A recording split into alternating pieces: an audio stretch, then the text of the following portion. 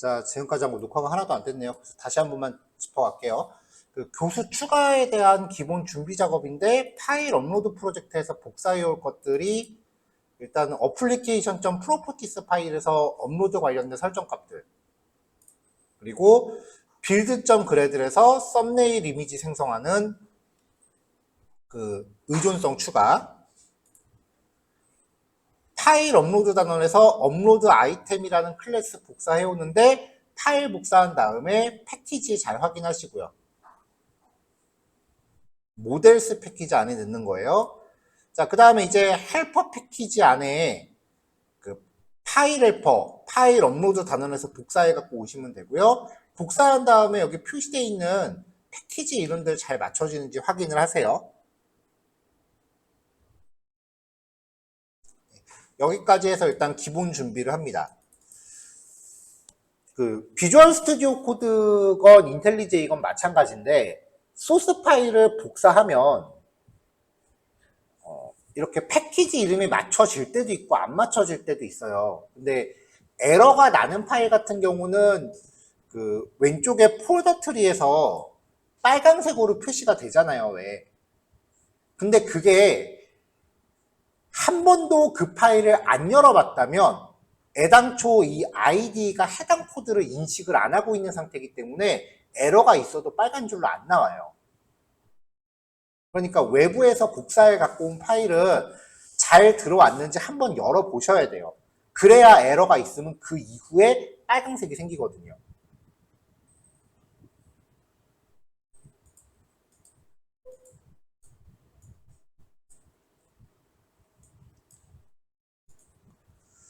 자, 여기까지 기본 준비 작업들은 지금 제가 톡방에다가 파일 정리해서 올렸으니까 잘들 해보세요. 한 5분에서 10분 정도 기다렸다 시작할게요. 자, 이제 이런 식의 그 교수 등록 폼을 만들 거예요. 이제 교수 관리 페이지에서 이렇게 화면에 나오는 거는 유튜브에서 하도 영상 잘려갖고 제가 데이터 강제로 이렇게 중간중간 다 바꿔버렸어요. 새로운 교수 등록 버튼을 눌렀을 때 이제 입력할 수 있는 항목들이 표시가 되면 되고요.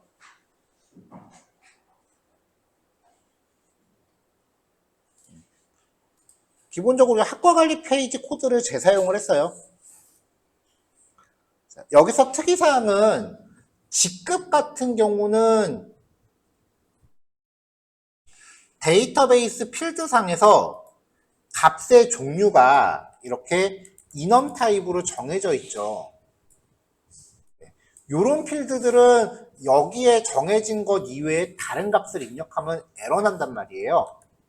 그래서 다른 값을 선택 못하게끔 이렇게 드롭다운이나 라디오 버튼을 제시를 해줘야 돼요. 지금 여기 라디오 버튼은 CSS가 살짝 틀어지고 있는데 이건 뭐 조금 이따가 맞춰보도록 합시다. 그 다음에 프로필 사진 선택하는 부분이 있는데 사진 뭐 미리 보기 같은 그런 스크립트는 지금 안 넣었어요. 자, 그 다음에 이제 소속 학과. 학과 같은 경우는 참조키잖아요. 그러니까 부모 테이블에 없는 데이터를 지정하면 에러가 나기 때문에 이런 학과 선택 같은 경우는 부모 테이블의 데이터를 가져와서 제시를 해줘야 돼요. 그러니까 이 화면을 표시하기 위해서 디파트먼트에 대한 셀렉트가 한번 필요하다는 거죠.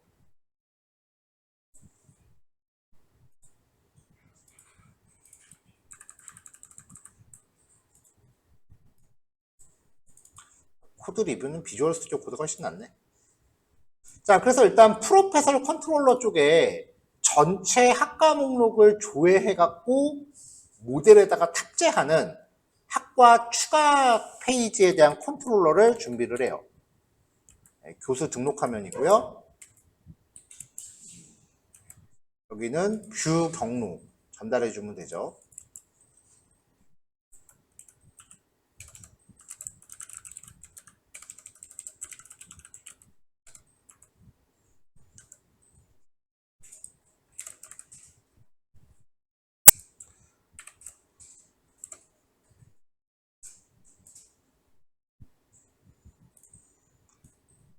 자, 이렇게 해서 일단 교수 등록 화면에 대한 컨트롤러를 먼저 준비하면 여기서 지금 프로페서 폴더 밑에 add라고 하는 파일을 처리하고 있잖아요.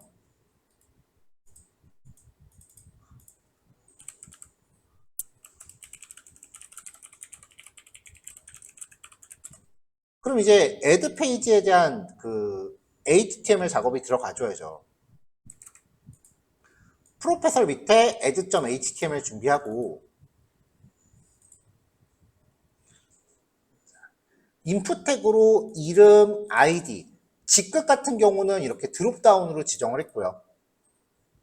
자, 급여, 입사일. 급여 같은 경우는 숫자만 지정하되 최소 0에서 최대 1000까지 1단위로 입력하게 했고요. 입사일, 인풋 타입, 데이트, 수당, 그 다음에 이메일, 전화번호, 프로필 사진, 폰하고 포토예요.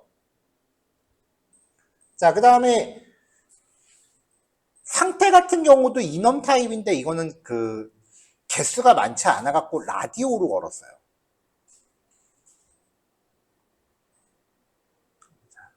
라디오 버튼 같은 경우는 처음에 페이지 딱 나올 때 보통 이렇게 첫 번째 거를 선택한 상태로 제시를 해줘요.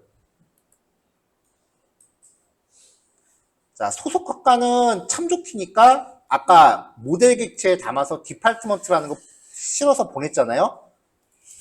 요거를 이제 반복문으로 처리했고요.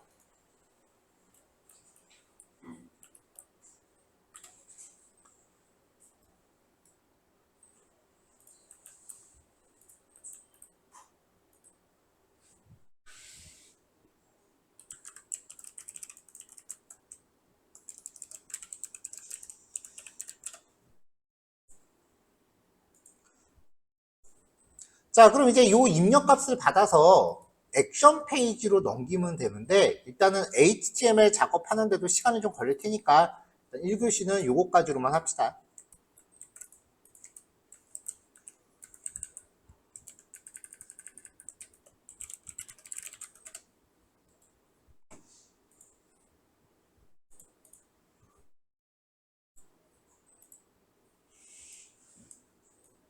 자, 입력하면 HTML 구현하시면 돼요.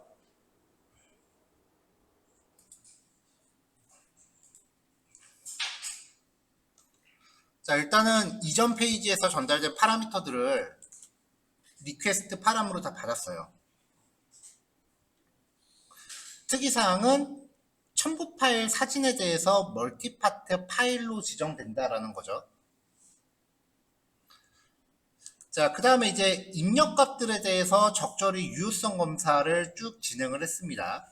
여기서는 파일은 검사 못해요. 이 REGX 헬퍼는요.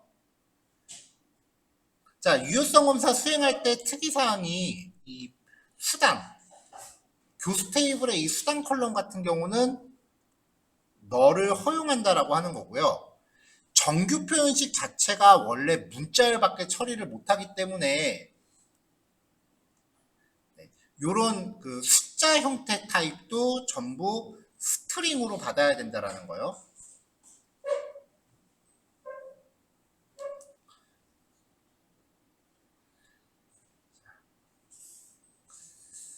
액션 페이지는 별도로 뷰를 가져갈 필요가 없기 때문에 보이드 타입을 리턴을 했어요.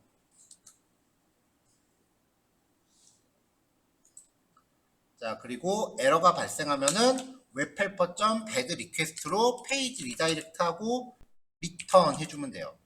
리턴 문이 빠졌는데 캐치 뒤에 리턴 한 번씩 넣어주세요.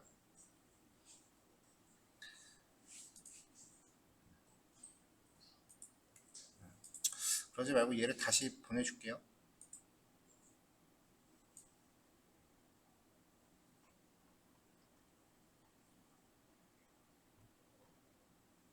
아, 다른 데도 고쳐야 되는 거예요. 조금 이따가 다시 보낼게요. 자, 그 다음에 이제 업로드 파일을 받는데요. 만약에 이미지 업로드가 필수라면 캐치 블럭에서 이미지가 업로드 되지 않았을 때 여기 파일 업로드 보면은 업로드가 실패했을 때 지금 에러를 받게끔 하고 있거든요. 업로드된 파일이 없다면 컨트롤러에서 이 메서드 호출할 때 트라이 캐치가 강제되잖아요. 그러면 이 과정에서 만약에 이미지가 필수라면은 여기서 이렇게 에러 처리를 해주면 돼요.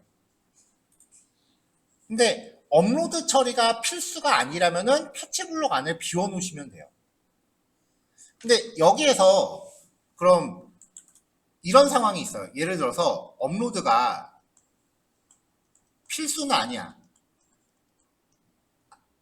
근데 파일이 업로드는 됐어. 업로드 되다가 에러가 났어. 그럼 그 상황을 여기서 지금 구별을 못 하거든요.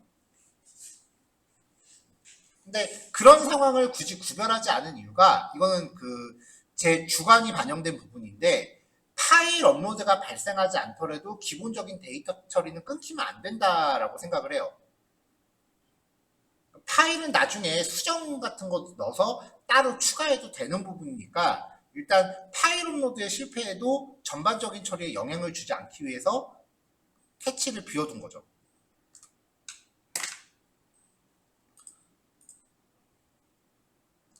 자, 그 다음에 이제 입력값을 빈즈로 바꾸는데 이 부분은 여러분들 예전에 저쪽 강의실에서 우리가 얘기했던 부분인데 이 수단 같은 경우에 숫자 타입임에도 불구하고 너를 허용하게끔 돼 있단 말이에요. 데이터베이스 필드가. 근데 인트 타입은 빈즈에다 너를 못 넣어줘요. 그래서 너를 허용하려면 래퍼 클래스 타입으로 바꿔서 수정을 해줘야 돼요. 빈즈 클래스를. 이거는 전에 한번 저쪽 강의실에서 얘기를 했던 부분이에요. 그래서 혹시 수정 안 돼 있는 경우 있을까봐 빈즈 클래스도 작업 대상에 포함시켜서 드렸고요. 이 COMM이라는 필드가 문자열로 들어오잖아요. 그래서 얘가 비어 있다면 널로 놓고 그렇지 않으면 정수로 변환. 이메일, 폰. 자, 업로드 아이템이 널이면은 사진 필드에다 그냥 널을 넣고요. 그 다음에 그렇지 않다면 업로드된 파일 경로만 저장해주면 됩니다. 만약에 업로드된 파일에 용량이라든지 원본 파일 이름이라든지 이 업로드 아이템이 담고 있는 모든 정보가 중요하다 라고 하면은 이 업로드 아이템이 갖고 있는 빈즈를 저장하기 위해서 필드를 더 늘려야 돼요. 데이터베이스 테이블 필드를. 근데 보통 프로필 사진은 그렇게까지는 관리를 잘 안 해요. 근데 예를 들어서 문서 같은 거, 첨부 파일로 문서 같은 거를 업로드하는 경우는 원본 파일 이름이나 용량 같은 것도 관리를 해줘야 돼요. 여기서는 경로만 넣었다. 자, 지금 DB 필드를 보면은 교수 테이블에 그냥 프로필 사진이 컬럼으로 들어있어요. 근데 카카오 같은 경우가 대표적인데 카카오톡에 프로필 사진 계속해서 올리죠.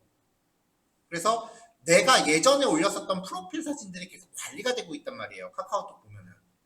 그렇게 사람 한 명당 프로필 사진을 여러 개 올릴 수 있게끔 할 거다라고 하면은 사진 테이블과 만약에 회원이라고 했을 때 회원의 정보도 1대 N으로 빠져야 돼요. 그러니까 프로필 사진을 내가 여러 개를 업로드해서 이전에 올렸던 내역을 다 볼 수 있게끔 하겠다라고 하면은 사진 정보를 저장하기 위한 테이블이 또 빠져야 돼요. 테이블 설계할 때 기준은 1대1이냐 1대 N이냐의 차이야. 그리고 제일 비효율적인 게 1대1인 경우에 테이블 2개 만드는 거예요. 1대1이면 그냥 합치세요, 테이블. 뭐하러 굳이 매퍼랑 빈즈를 따로따로 만들어요? 1대1로 가는 거지. 1대1이면 테이블 하나에다 넣는 거죠. 자, 그 다음에 상태, 그리고 학과 번호. 자, 이렇게 해서 이제 DB에다 저장을 하고요. 에러가 나면은 리다이렉트를 시킵니다. 자, 완료되면은 이제 상세 페이지로 리다이렉트 하면 되죠.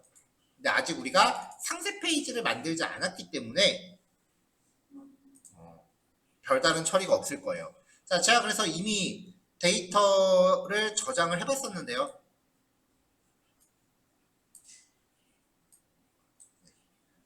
최근 한 3건 정도 보면 최근 2건을 넣었거든요. 자, 다른 정보는 다 똑같이 들어갔고요. 그 다음에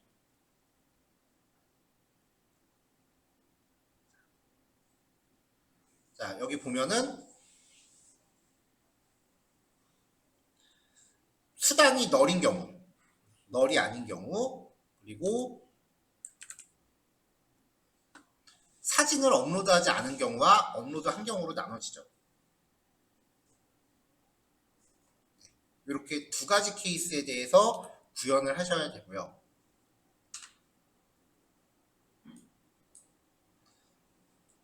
일단 이 정도까지 먼저 체크를 했는데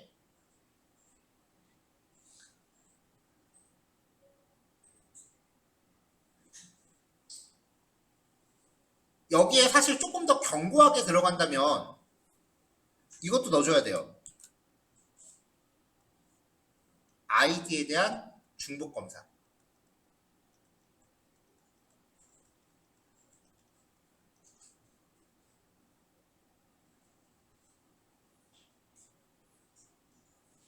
네, 지금은 중복 검사가 없는 상태예요. 중복 검사는 조금 이따가 추가하도록 해봅시다. 자, 일단은 중간중간에 리턴 처리한 게 좀 빠져있기 때문에 그 리턴 처리된 것까지 보충해서 그 실습 파일 다시 배포할게요.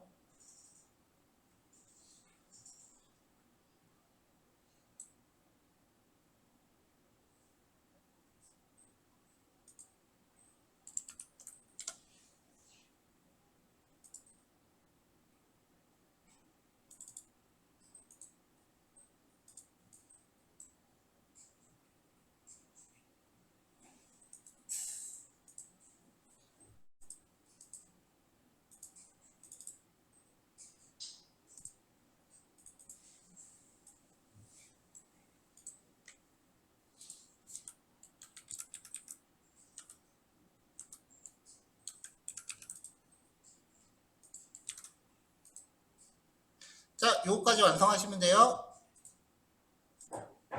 자, 작성 페이지에서 이름 입력하고 이제 아이디를 입력했을 때 직급이 선택되지 않았습니다.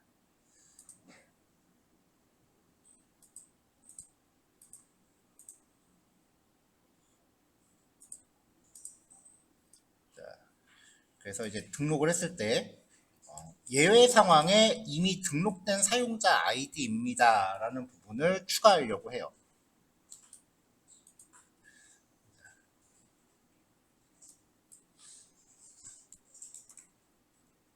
자, 새로운 형태의 예외니까 예외 클래스 하나를 새로 만들었습니다. already 이미 존재하는 에러다라는 상황에 예외 클래스를 새로 하나 만들었어요. 그래서 exceptions 패키지에 이미 존재하는 상황에 대한 에러를 의미하는 예외 클래스를 추가했고요.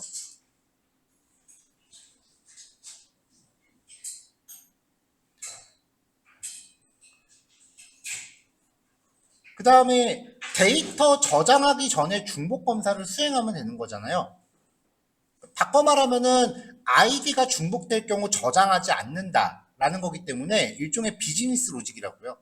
그래서 서비스 IMPL 쪽에서 수정을 했어요. 저장할 데이터를 받았을 때 이 빈즈 객체에서 입력된 아이디만 뽑아서 별도의 빈즈에다 넣습니다. 이걸 가지고 개수를 카운트를 했어요. 이 셀렉트 카운트라는 거는 우리가 매퍼에다가 이미 만들어 놓은 기능이에요. 그래서 아이디 값이 널이 아니면 where절 조건에다가 아이디를 세팅해서 카운트를 하죠. 빈즈를 따로 복사한 이유는 이름까지 중복될 필요는 없으니까. 자, 카운트를 하면은 기존의 유저 아이디가 입력된 값이 일치하면, 근데 이거 보니까 라이크 검색해서 따로 하나 만들어야겠다. 따로 하나 만드는 게 낫겠네요.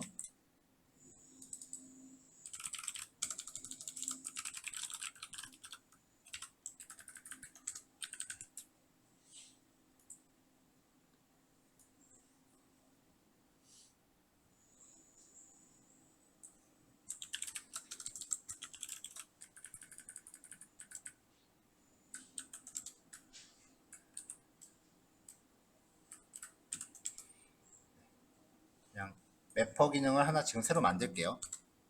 왜냐면은 아까 위에 있는 게 라이크 검색이기 때문에 비슷한 글자만 입력하면은 다 중복됐다고 판정을 할 거예요.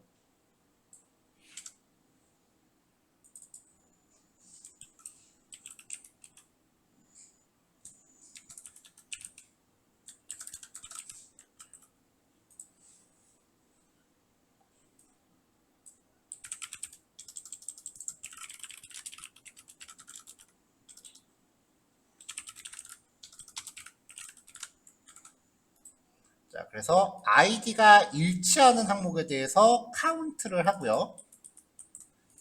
이거를 다시 IMPL 쪽으로 가져갔을 때 아이디를 가지고 카운트를 했을 때 이미 사용 중인 아이디라면 검색 결과가 있겠죠.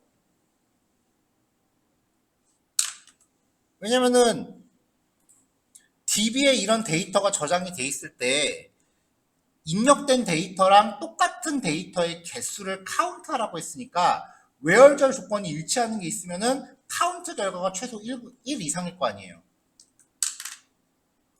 자, 그래서 카운트 결과가 0보다 크면은 이미 등록된 사용자 아이디입니다 라고 해서 예외를 발생을 시켰어요. 자, 그럼 매퍼 쪽을 스크린샷을 다시 떠야 되고,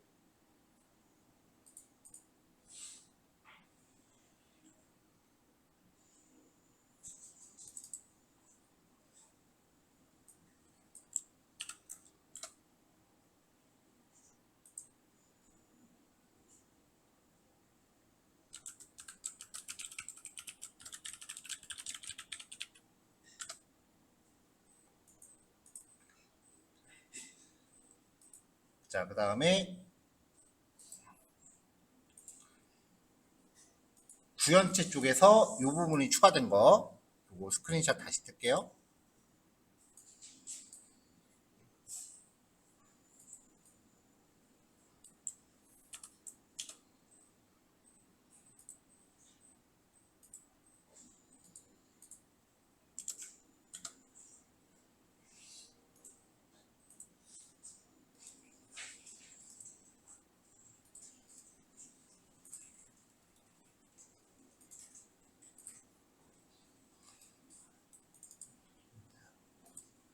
자, 서비스 쪽에서 아이디 중복 검사를 수행하면서 새롭게 만든 예외 클래스를 지금 넣고 있단 말이에요. 그러니까 이 add 아이템을 호출할 때 대비해야 되는 에러 클래스가 하나 더 필요해지겠죠.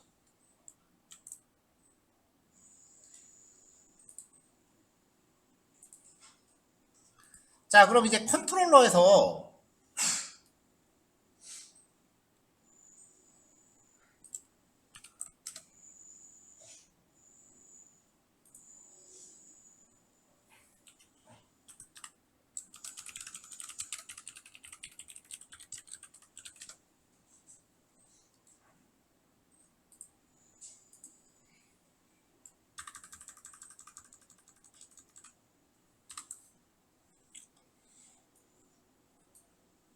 자, 컨트롤러 구현해서 뭐 파라미터 받는 거는 변화 없고요. 유효성 검사 처리하는 것도 뭐 특별히 변한 거 없고, 업로드 처리도 뭐 특별히 변한 거 없고요. 입력 값을 빈주로 변환하는 것도 변환이 없었어요.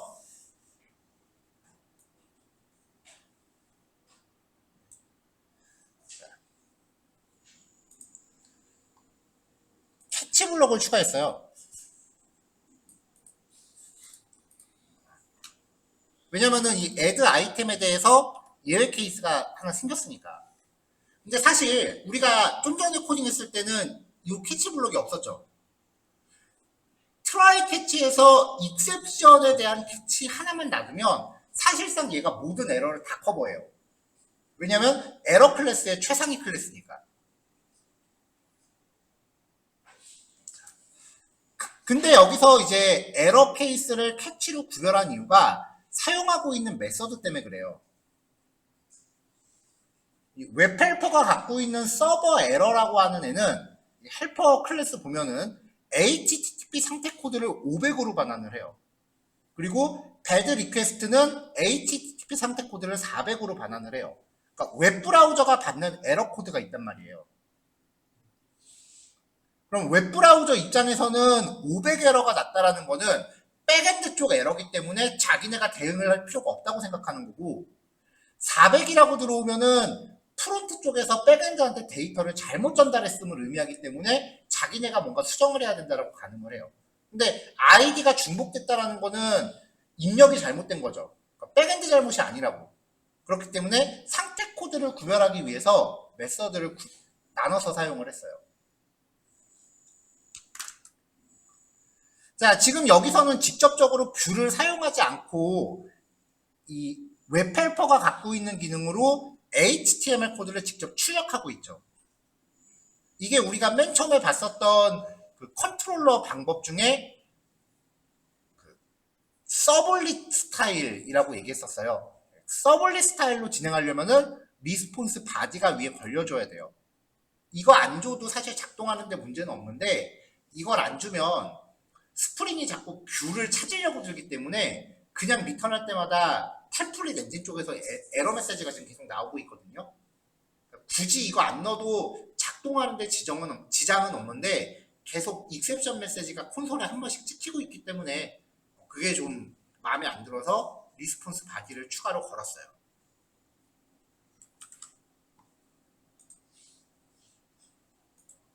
자, 여기까지 해서 이제 교수 추가 기능의 중복 검사 부분을 넣는 걸로 이제 마무리를 할게요.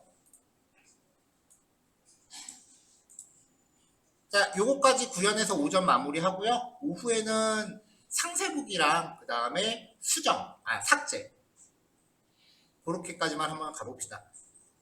수정은 건덕지가 많아서 내일 하려고 해요. 자, 오전 여기까지 할게요.